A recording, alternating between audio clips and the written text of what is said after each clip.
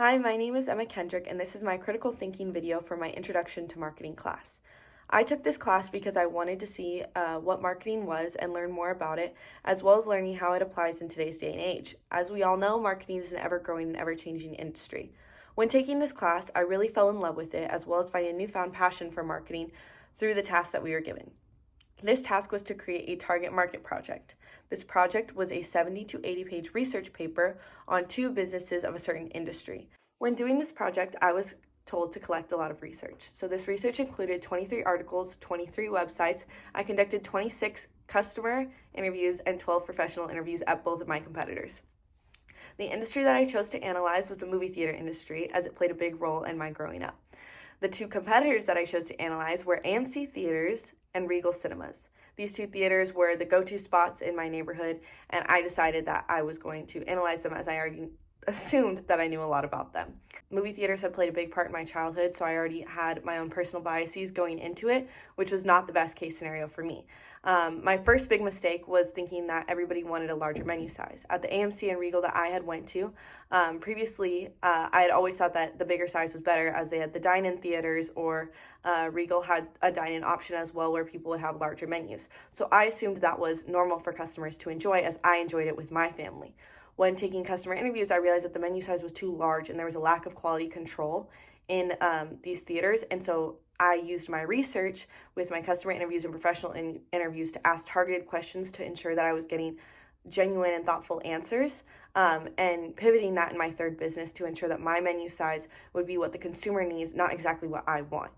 Menu size was a big factor in that, as a big part of my third business that I was creating based off of the two competitors I was analyzing had a specific type of menu that included sampling, as well as many other ideas that I had included in the project. But it was really hard for me to overcome my own biases of the menu, thinking that a larger menu would always be better, because sometimes simplicity is key.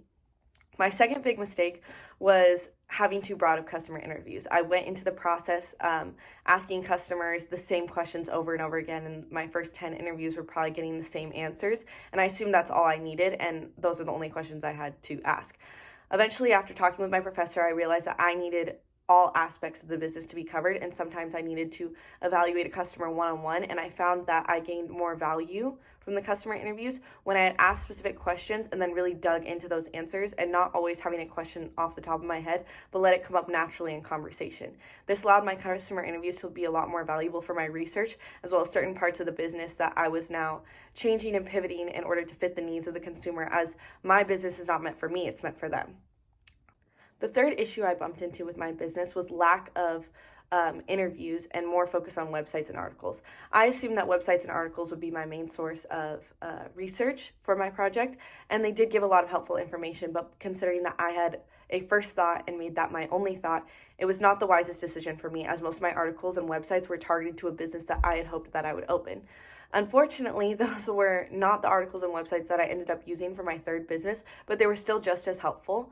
It took time for discussing with my teacher to decide that maybe my first thought wasn't always my best thought, and sometimes I need to evaluate and think of other options. So we came up with two other options for my third business, and I actually fell in love with my final option, which was kind of a last pitch resort. Thankfully, I took the time to sit back and pray about my ideas and use the time to reflect and really analyze what is it that I'm doing for the customer, and finding a niche in the market that really wasn't being catered to by the customers. And through using positioning maps of my two competitors as well as two other competitors, I found that gap where customers really needed a business to step in and really meet their needs. The third issue I ran into in the project was that I noticed that a lot of my research was collected was solely websites and articles. Unfortunately, after doing a list of works consulted checkpoint with my professor, I noticed that I was lacking in my interviews. So this was a big step for me, as I learned to interview people and make them more comfortable. I also realized, after noticing that my interviews were very targeted, I needed to make them more broad and specific to the people I was talking to. So I needed to come up with a persona that was able to approach people and learn how to mingle with them. Thank you guys so much for watching this video. I really appreciate it. If you'd like to check out my project, it is posted on my LinkedIn as well as my ePortfolio. Thank you so much for your time.